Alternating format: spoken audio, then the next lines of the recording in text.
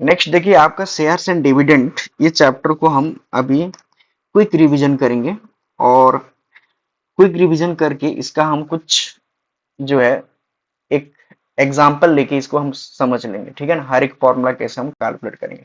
तो shares and dividend में दो चीज होता है, एक होता है आपका नॉमिनल वैल्यू, क्या होता है नॉमिनल वैल्यू, नॉमिनल वैल्यू, और एक होता है आपका मार्केट वैल्यू, ठीक है ना। तो अगर हम देखेंगे नॉमिनल वैल्यू और मार्केट वैल्यू जब सेम हो जाएगा, मीन्स मान लो कोई एक शेयर का नॉमिनल प्राइस 50 है, ओके, और मार्केट वैल्यू भी 50 है, तो इसको हम क्या बोलेंगे एट पर, उसको हम बोलेंगे एट पर।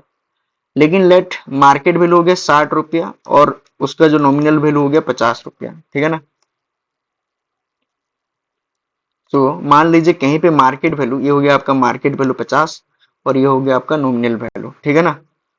यहाँ पे मैं लिख देता हूँ, यह आपका हो गया मार्केट वैल्यू, यहाँ पे नॉमिनल वैल्यू। मान लीजिए मार्केट वैल्यू 50 है, नॉमिनल वैल्यू भी 50 है, तो इसको हम बोलेंगे एट पर, ठीक है। एबव पर मतलब क्या है, मार्केट वैल्यू मान लो 60 रुपया है और नॉमिनल वैल्यू कितना है 50 है, मीन्स यहाँ पे आप एक्स्ट्रा कितना दे रहे हैं, यहाँ पे आप एक्स्ट्रा जो दे रहे हैं उसको बोलेंगे प्रीमियम।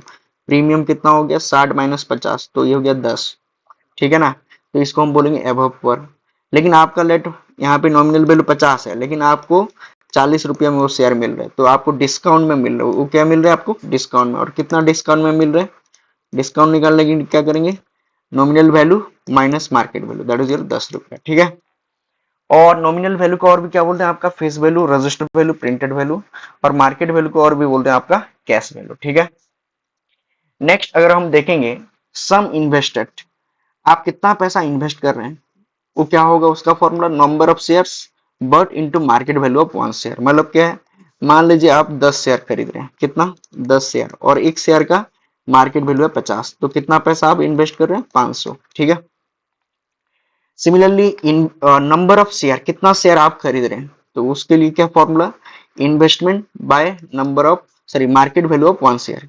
मान लीजिए आपके पास है टोटल 500 रुपया और एक शेयर का दाम है आपका 10 रुपया, तो आपको कितना शेयर मिलेगा 10, यहाँ पे कैंसिल, तो ये आपका आ गया 50, सो 50 शेयर आपको मिलेगा, ठीक है।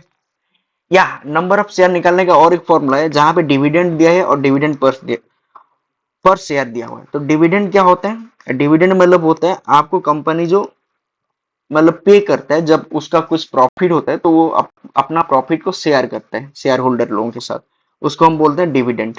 तो जो भी डिविडेंड मिल रहा है, मान लीजिए आपको 500 रुपया डिविडेंड मिला और एक शेयर में आपको कितना 5 रुपया डिविडेंड मिल रहा है, तो कितना शेयर है आपके पास 500/5, दैट इज 100 शेयर, ठीक है।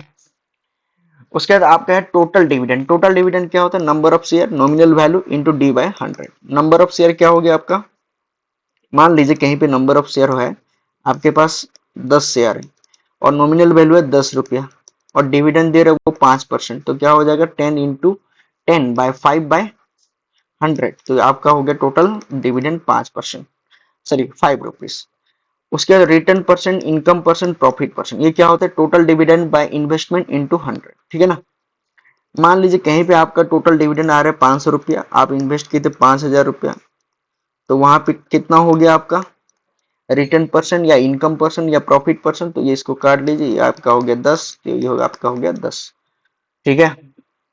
सो 10% is your what return percent. Next क्या है market value into profit percent, ये आपका है प्रॉफिट परसेंट इजिकल क्या है nominal value into dividend percent, ठीक है। सो आप अगर हम देखेंगे मार्केट वैल्यू, लेट कोई एक शेयर का मार्केट वैल्यू है 50 रुपया, उसमें आप जब इन्वेस्ट कर रहे हैं आपको कितना प्रॉफिट होगा आपको नहीं पता, लेकिन लेट उसका नॉमिनल वैल्यू है आप 40 रुपया और उसमें डिविडेंड दे रहे हैं 10%, सो कितना होगा आपका your profit percent will be your what 40 into 10 हो गया 400 और ये 50 यहाँ पे आ गया, तो ये आपका हो जाएगा कितना 8%। So this are the your formula of the shares and dividend, ठीक है। साथ में कुछ हम इसका ये भी कर लिए।